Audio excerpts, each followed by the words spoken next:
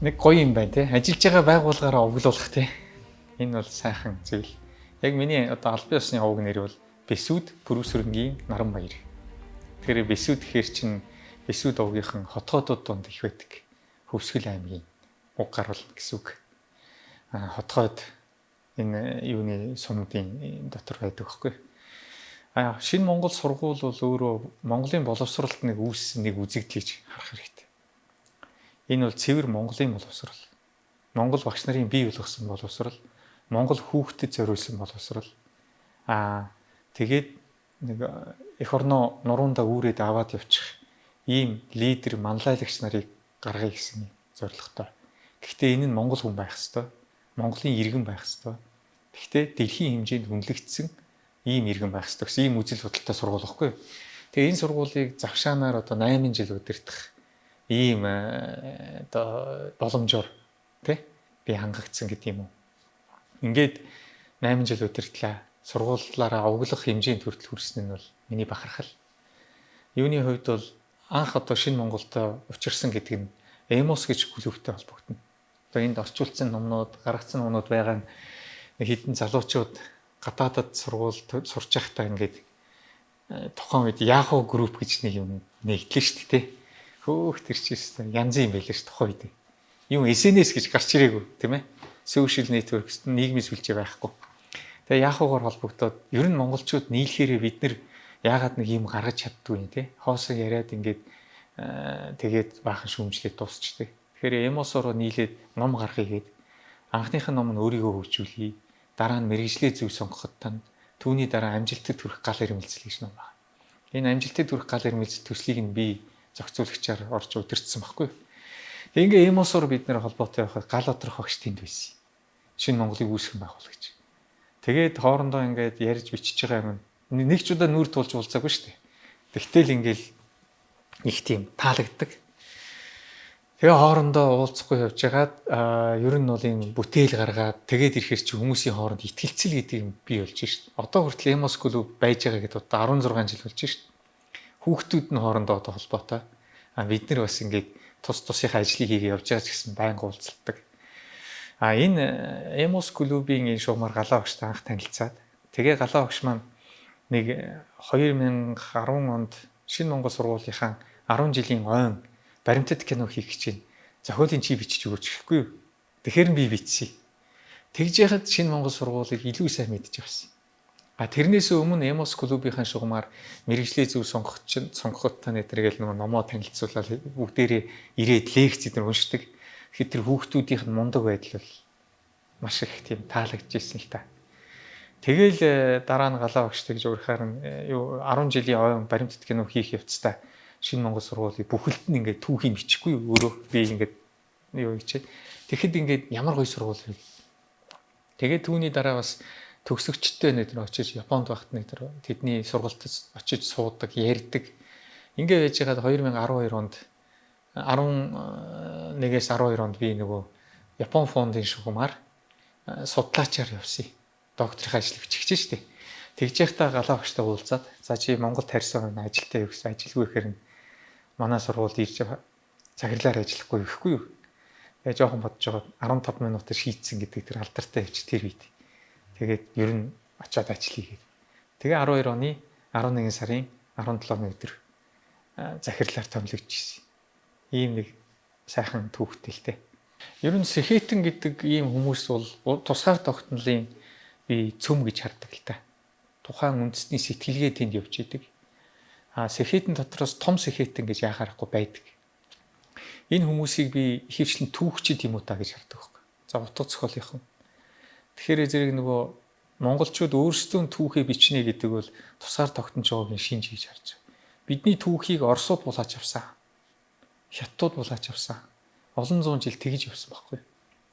Одоо бид өөрсдийнхөө түүхийг бичих болохоор судалгаа их муутай, сэтгэл хөдлөлт автсан ийм түүхийг бичээд эхэлж байгаа. Энэ байдал одоо эцсүүлж байгааг харахад сайхан байна. Сайхан залуучууд гарч ирж байна. Тэгээд анхдагч их сурвалжаас нь буюу перс хэлнээс тийм ээ. За тэр түрк хэлнээс нэг ч юм уу ингээд монгол хэлнээс, хятад хэлнээс ч гэдэг юм дэлхийн одоо яг энэ манай их сурвалжууд бичигдсэн хэлнээс нь монгол хүн өөрөө судалгаа хийгээд түүхээ бичиж эхэлж байгаа бол энэ бахархан зүйл. Нэг яриа байдаг шүү дээ. Цыганууд дотроос сэхэтнүүд гараад эхэллээ гэдэг. Энэ их муу. Яасан бэ гэсэн чинь наад бол чинь удахгүй тусгаар тогтнол яриад эхэлнэ гэдэг. Энэ шиг ерөн сэхэтэн хүмүүс өөрөө тусгаар тогтнолын нэг юм цөм болдог л гэж харж байгаа. Би сэхэтний гэр бүл төрж өссөн. Тэгээд манай аав эмч хүн боловч одоо яс их түүх сонирхож уншдаг. Тэгээ баг байхад бол бидэнд нуус товчоноос бас ярьж өгдөг байсан. Тэгээд тэр нуус товчоноос сонсч исэн түүх бол бидний нөгөө сургуульд үздэг түүхээс үртээс өөр. Тэгээд тэн дээр би анх гайхаж исэн байхгүй. Яхаараа Чингисийн чинь бол одоо байлдан дагуулагч муу хүн гээл те. Ингэж яриад идэг байтал энэ чинь ийм том ийм хүн байсан юм биш тэгээ те. Тэгэхээр зэрэг сэхэтнүүд бол ийм маягаар хүүхдээ хүмүүжүүлдэг гэж би хардаг л да. Би ч гэсэн хүүхдээ өөрийнхөө хүүхдүүдийг бол Монголын тусгаар тогтнол те. Энэ түүх, энэ эх орныхоо төлөө зүтгэх сэтгэлтэй хүн болгож хүмүүжүүлж чадсан гэж бодож байна. Юуны хувьд өнөөдөр оюун санаа, үзэл санаа гэдэг юм ингэж тесгэрч илүү том гарч ирэх юм бол тийм ээ. Энэ улс үндэстэн илүү цаашаа 100 жил, 200 жил хөгжил цэцгэлийнхаа зам дээр гарна гэж хараад байгаа. Авилгалж шудраг бус байдлыг л тогтоочих юм бол бид мөхнө. 1918 онд Монгол улс 3 жил тусгаар тогтнолоо алдсан байдаг. Тийм ээ? Түүхэнд дээ шүү дээ. Манжчин улсын үед хэдийгээр тусгаар тогтнолоо алдсан ч гэсэн энэ үед бол Манжчин улстай нэг эзэнтэй вассалын маягийн харилцаатай өөрийнхөө онцлогийг хадгалсан ийм улс байсан шүү дээ. 18 он тэр алдахад бол гол нөлөөсөн зүйл бол авилгал. Ерөөсөө л утга жинсийг тийм ээ зэрэг нэмхийн өмнө кинон дэр гардаг шиг худалдаг ийм болцсон. Авиаслаг хамгийн их оронч хүмүүсээ устгахчихсан тийм ээ. Ийм үе ирсэн. Тэгээ тэр үед гарсан нэг дуу байдаг штэ. Уут мөнгөөр улсаа худалдсан сайд нар гэх тээ. Энэ үе бол тийм Монголын түүхийн хамгийн зурус харанхуй үе. Бид энэ үеийг ерөөсөө зөвшөөрч болохгүй. Цаашаага ийм үеийг бий болохгүй тулд энэ авилга гэдэг имийг нэн даруй устгаж шудраг бус энэ төрийн албаны ийм одоо шудраг бус байдлыг нэн дээр ойрлох хэрэгтэй байхгүй. Энийний төлөө залуу хүмүүс бүгд эрслэн босох ёстой. Энэ дээр зүгээр сууж болохгүй. Би зүгээр жирийн багш хүний хувьд сая нэр дэвшлээ. 23479 хүн надад саналаа өглөө. Энд ямар ч санал худалдан авалт байгаагүй. Тийм их хэмжээний мөнгө ч зарцуулдаггүй байна. Залуучууд би хандаад хэлэхэд мөн одоо үеийнхэнтэй хандаад хэлэхэд ерөөсө улс төр гэдэг чинь бохир заваан балиарын битгий ор гэдэг хүмүүс байдаг. Энэ харин ингэж хэлснээрээ улс орныхоо эсрэг байна шүү. Үгүй шүү. Бид одоо дахин олон наран баяр шиг ийм хүмүүс гарч ирж ийж. Ийм үзэл бодол гарч ирж ийж. Бид энэ улс орныг өөрчилнө. Би бас сэхэтнүүдэд өндөр боловсрол эзэмших тусмаа зориг зөрөхгүй болдог гэдэг нэг ийм байгаад идэг. Үгүй юм аа. Өндөр боловсрол эзэмших тусмаа энгийн үнэнд ойртдог. Энгийн үнэнд хүч оршиж идэг байхгүй. Бүх зүйлийг төвөгтэй болгодог энэ систем өөр авилгын систем. Бяцхан өөрийн хувийн эрх ашиг байдаг. Бүх зүйлийг төвөгтэй болгож сэтгэдэг ийм боловсрол эзэмшсэн бол чи жинхэнэ боловсрол эзэмшээгүй байна гэсэн үг. Тэгэхээр зэрэг ийм зүйлийг би залуу үедээ л хийхий гэж боддог. Би ер нь бараг л бага сургуультай өөрийнхөө ирээдүгээ шийдчихсэн байхгүй. Яасан гэхээр ер нь бол нийгмийн ухаанаар явах юм байна. Тэгээд өөрөө нөгөө орчуулга хийж юм ингээд юм бичих дуртай. Тэгээд тэрийгэн за нэг 4-р анги гэдэг чинь тэр үедээ л 3-аа төгсөөл те 4-р ангид орохдоо орос хэл үзэж эхлэхтэй л болсон байсан. Тэгээд тэр чигээрээ явсаар байгаа л ер нь бол гадаад харилцааны албанд те гадаад албанд ажиллая гэсэн чин хүсэл эрмэлзэлтэй байсан. Манай аавын сонирхол бас тийм байсан. Аавынхаа гүйцээ мөрөөдлийг би хийнэ яг ингэ явж исэн байхгүй. Тэгээд яасан бэ гэхээр энэ тухайн үедээ гадаад харилцааны яаманд манай энэ олон улсын харилцааны дээд сургуулиас төгссөн 2 оюутныг нэр дэвшүүлсэн байдгийг. Нэг нь би, нэг нь гэрэлтүү гэдэг миний найз. Бид хоёрын дипломын ажлыг ч гэсэн хөргүүлчихсэн. Тэгээ хоёр сайхан гар ингээд зунжингаа халтар болтлоо ажил хийчихэд намар 8 сарын сүүлээр дахиж очихгүй юу. За ингээд гадаад харилцааны яам биднийг тодорхойлсон гэсэн ажилдаа орё гэх. Тэгсэн чинь нөгөөдөл чинь гайхаад энэ танд хүн байхгүй гэсэн чинь бүр гайхаад тэгснэ ингэж ажилд ордгоо маа гэж бид тэрийг гаргачихж ирсэн байхгүй. Тэгээд энэ гадаад албаны ажилтан болох мөрөөдөл маань дуусч ирсэн. Гэхдээ би байгаль орчны яамд хамтын ажиллагааны хэлтсүү юу гадаад харилцаанд нь орж байгаль орчны гадаад бодлогыг бас авч хөгжүүлэхэд өөрийнхөө хувь нэмрийг оруулсан гэж боддгийг. Тэрч байсан нийгэм сонирхож байсан дээр нь хамгийн чаддаг зүйл нь жоохон хэл сурах дуртай. Тэгээ тэр мэрийгээ өөрөө дагсан хэрэгэлдэг. Тий. Тэгэхээр зэрэг залуучууд ч гэсэндээ нэг хоёр төрөл байж байна гэж хараад байдгийг. Хитрхи олон зүйлд авьяастай төрсөн хүн гэж байна. Юу ч хийсэн чадчихийдэг тий. Энэ бол бурхнаас заяасан сайхан бэлэг юм шиг мөртлөө бас нэг хэцүү хийдэг. Би ямар хүн бэ? Би юу руу явах вэ гэдгийг харж чаддгүй. Хоёр дахь нь бол өөрийгөө олж чадахгүй зүгээр ингээд бусдаар ингэж бусдын амаар явдаг залуучууд тийм ээ. Тэгэхээр энэ хоёр ийм төрлийн хүмүүсл нөгөө их ингээл говьж тавиал би одоо яах вэ тий. Тэгэхээр энийг юу яхад сургуулиудад нэг карьер хөгжлийн төвүүд байх хэрэгтэй гэж хараад байгаа байхгүй. Заавал яг нэг багш нь тэднийг хариуцаад тэгээд тийм хүүхдүүдэд мэрэгжлийн тийм зөвлөгөө өгч идэг. Бүр энэ бол 10 жилийн ерөнхий боловсролын ахлах сургуульд бол ялангуяа байж явах хэрэгтэй зүйл гэж харж байгаа. Тэгээд мэрэгчлээ олоход нь туслах тийм тестүүд байдаг шүү дээ. Тийм тестүүдийг өгч болно. Тэгчгээд яаж болно? Хамгийн гол нь хүн өөрийнхөө зүрх сэтгэлийг даах хэрэгтэй. Өөрийнхөө сонирхлыг даах хэрэгтэй.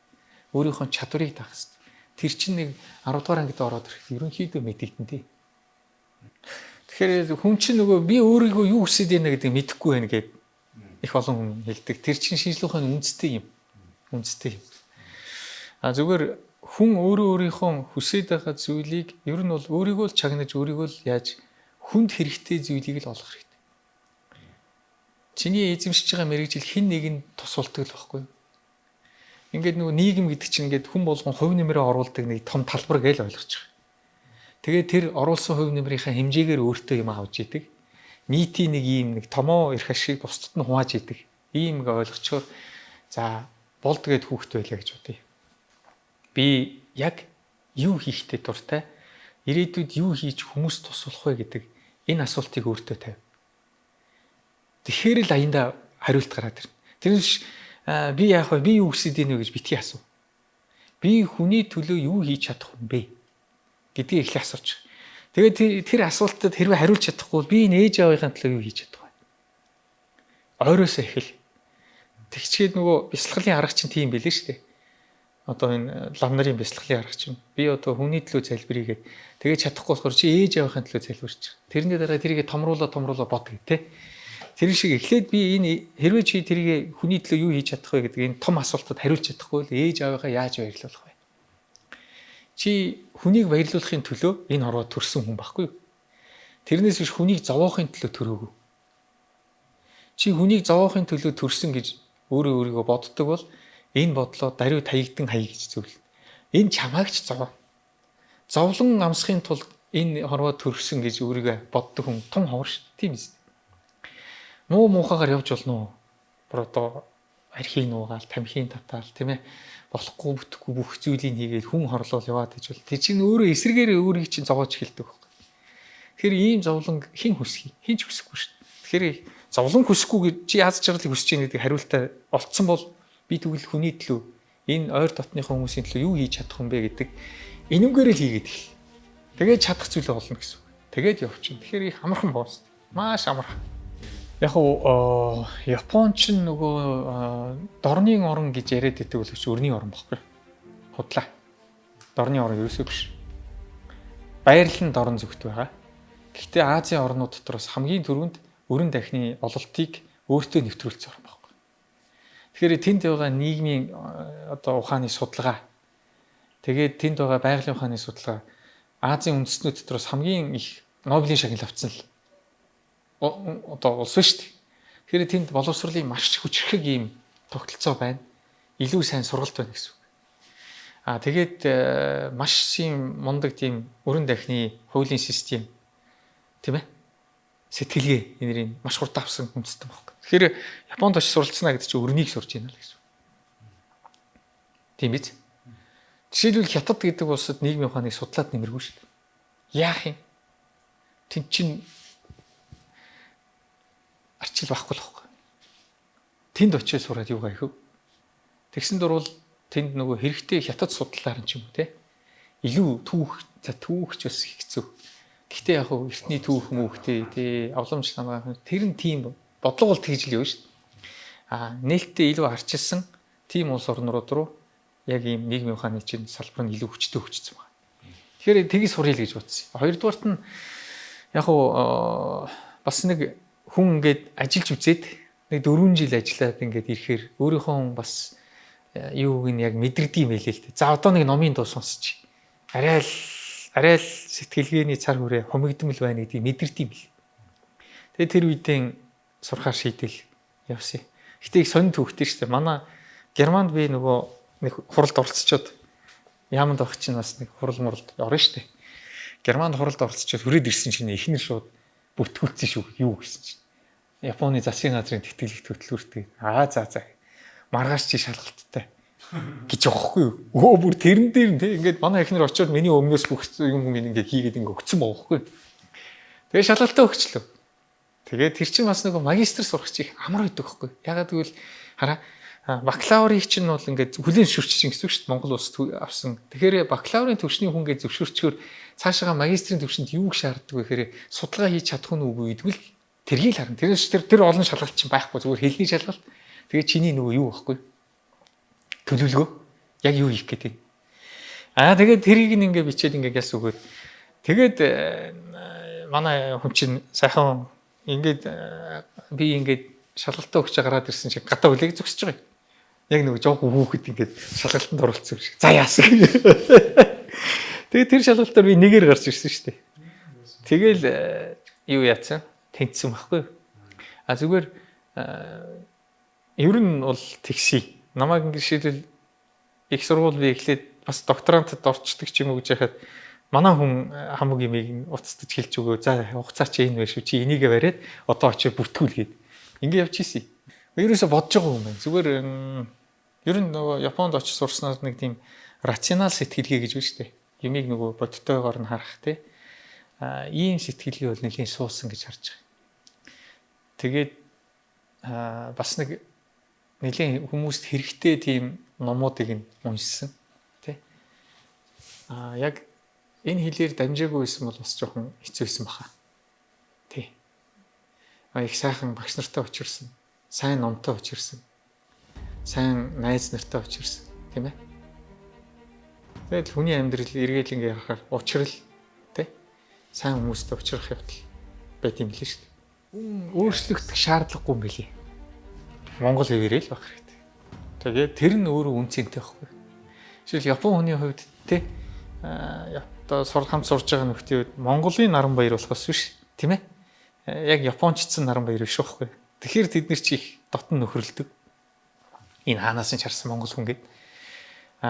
Ер нь тийм шүү дээ. Ер нь Монгол Япон хүнийг ч гэсэн бид нар яг Япон хүн гэдэг утгаар нь л сайхан нөхрлөн шүү дээ.